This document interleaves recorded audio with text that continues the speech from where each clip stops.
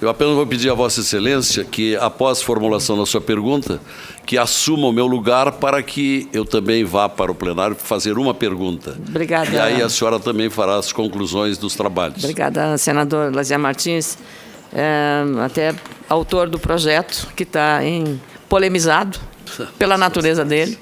E Vossa Excelência, como jornalista e como eu também aqui, vi aqui de algumas manifestações de que isso, o grande valor, o grande patrimônio que temos da democracia é a liberdade de expressão. E vi aqui manifestações que escorre isso. Não, absolutamente, liberdade de expressão não está em jogo aqui, porque é um patrimônio que já conquistamos. Aqui é outra coisa que nós estamos tratando. Então, não há disso. Eu penso que, recapitulando o que foi, o que está no caput da lei, ela sintetiza isso e facilita também a eliminação desse contencioso que houve aqui nesse processo. Até pelo clima que o país está vivendo neste momento político, saído de uma eleição polarizada, uma eleição bastante radicalizada, eu diria. Então, eu acho que o senso comum, o senso médio, que foi determinado até pelos vetos apostos e que tiveram 300 votos dos deputados, amenizou a questão para evitar qualquer indício de que isso fosse criminalizar movimentos sociais. Então, o fato de que a Câmara ter derrubado com 300 votos até me impediu que o Senado se manifestasse, porque houve uma consagração de que foi acertado os vetos apostos à Lei 13.260. Eu queria fazer uma observação ao representante da Polícia Federal, Dr. Junior Caldeira Barbosa, que trouxe à luz aqui, foi muito importante, conhecermos também o que países e democracias muito mais fortes que a nossa, a Constituição Americana tem 231 anos, e na lei americana está lá expresso isso com clareza. Na lei do Reino Unido, Inglaterra, velha Inglaterra, também está sem nenhum, digamos, risco à liberdade de expressão, à democracia, que foi citado até que, em algum momento, a imprensa incita. Quer dizer, então seremos nós, eu sou jornalista, o senador Lazier é jornalista, aqui em categoria jornalista, nós também seremos criminalizados. Não, a imprensa divulga o que está acontecendo. Essa é a missão da imprensa, comentar, criticar. Quero também fazer um registro, embora não tenha procuração para isso, não sou advogado, do trabalho republicano que as instituições, Polícia Federal, a começar por ela, leia para todos, delegado, leia para todos. E a responsabilidade nossa é de fazer uma lei suficientemente clara para evitar dúvidas sobre a interpretação dela pelas instituições, seja o Poder Judiciário, o Ministério Público na denúncia, o Judiciário para julgar e a Polícia Federal para executar o que determina a lei. Então, ficou muito claro aqui, à luz disso. O Brasil só poderá entrar na OCDE, se tiver um dispositivo exatamente sobre essa matéria que estamos discutindo agora. Se ele não tiver essa garantia, não entra. Porque isso é a condição sine qua non para isso. Sou autor até de um projeto que está na Comissão de Relações Exteriores e que trata exatamente disso. E até a gente retirou agora para evitar qualquer contaminação, porque não é bom para isso se nós quisermos ter acesso a um organismo como esse, que é muito importante. Nós não estamos na OCDE. Nós perdemos um foro internacional importante. Então, não se trata de nenhuma maneira de cercear a liberdade de expressão, não se trata aqui também de criminalizar movimentos sociais, e acho que repor, senador Lazier Martins, Vossa Excelência que tomou essa iniciativa, repor ao texto original, como estava na lei, eu acho que pacifica a questão e talvez seja o melhor caminho nesta hora que nós estamos convivendo com esses problemas. E a responsabilização da lei, não estamos abrindo mão da tipificação do terrorismo. Está aqui expresso, está aqui escrito o que é.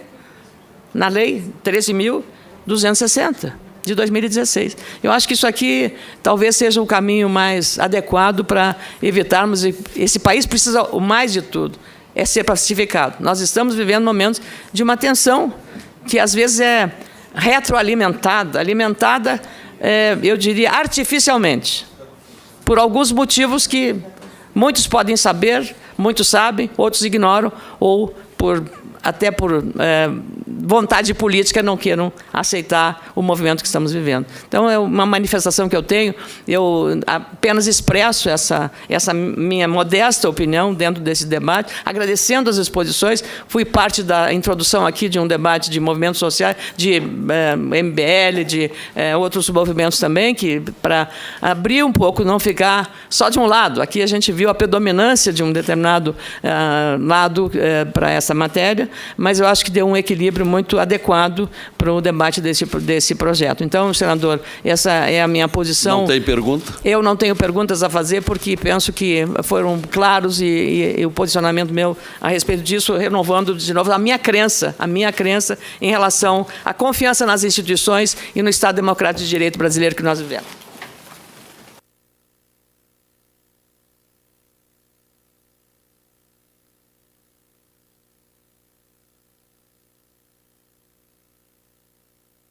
A palavra ao senador Lazier Martins, que é o autor do projeto de lei em discussão. Muito obrigado, senadora Ana Amélia. Em primeiro lugar, eu louvo, agradeço a participações tão brilhantes como tivemos nas explanações a respeito desta matéria, que julgo muito importante, porque o Brasil está cansado de ver destruições, arruaças violentas e graves, incêndios. E eu queria dizer que, com relação a tão tocada tipificação, ela está muito explícita no projeto. Ela fala na motivação. E na motivação, os excessos e os resultados. Então, são itens que se conjugam, motivação e resultado. Excessos, proporcionalidade e o resultado alcançado. E eu trouxe para ilustrar e perguntar, eu vou fazer uma única pergunta ao delegado Júnior, porque se há uma divisão antiterrorismo na Polícia Federal é porque a Polícia Federal se previne para o ato antiterrorista. Eu pergunto, isso que aqui ocorreu no dia 29 de novembro de 2016, mostro para a câmera, aqui bem perto, na esplanada, durante o processo do impeachment. Destruição de automóvel, destruição de ônibus no dia 13 de 12 de 16. Automóvel virado no dia 30 de 11 de 16 e uma multidão fazendo destruições de toda ordem. Eu pergunto, isto é movimento social civilizado? Ou isto é um ato para causar terror social e coação à autoridade para deixar de fazer ou não fazer determinada coisa? É uma pergunta bem objetiva, a matéria é muito elementar, nós estamos acostumados a ver em toda parte desse Brasil, a todo instante. Foi lembrado aqui os black blogs, aí aquilo que eles cometem também deve ser encarado como terrorismo ou não? O Brasil vai continuar convivendo com isto, numa época em que se tem uma perspectiva de novos horizontes, de um Brasil mais ordeiro, mais civilizado, mais preocupado com a construção e não com a destruição, e não com a coação de autoridades. Então eu pergunto, se enquadra essa motivação, delegado Júnior, se enquadra a motivação como terrorismo pelo resultado alcançado, né? E pela razoabilidade, que foi a palavra que me fugiu há pouco, como é um princípio adotado por qualquer magistrado, a razoabilidade do interpretar o acontecimento, o fato, se é movimento social ou é terrorismo. Se é um movimento social civilizado, como fez ali, disse o Kim, que fizeram milhões de brasileiros nas ruas, na maior ordem, sem nenhuma vidraça quebrada, sem nenhum carro virado, sem nada. Isto é civilizado. Agora, isto aqui é ou não é terrorismo? É a pergunta. Tá dando para ouvir aí? Com a palavra o delegado Junero. Pois bem, pela nossa lei, eu vou responder primeiro com relação ao enquadramento hoje da nossa lei antiterrorismo. Com relação à nossa lei, a previsão a definição de terrorismo, que abrange aquelas questões que já foram muito faladas aqui, atos como esses não seriam enquadrados, apesar de potencialmente ferirem pessoas, levarem pessoas, né, à morte, eles não seriam enquadrados pela definição legal que hoje temos na nossa lei antiterrorismo. E é importante colocar que a análise do caso concreto, a investigação, ela não é bate-pronto. Você ter um contato com uma situação como essa, há necessidade da equipe policial, né, presidida pelo delegado de Polícia Federal, realizar uma série de diligências, investigações, obtenção de provas, para, ao final, nós chegarmos à conclusão se aquela motivação, e colocando em tese, né, que poderia ser uma motivação política, se ela teve a intenção, a finalidade de provocar o terror geral, né, generalizado, com o intuito de apavorar a sociedade. A Polícia Federal, ela quer justamente focar em ações que venham ocasionar o terror para a sociedade, proteger a sociedade de eventos como esse, né, de grande lesividade, né, de potenciais catastróficos.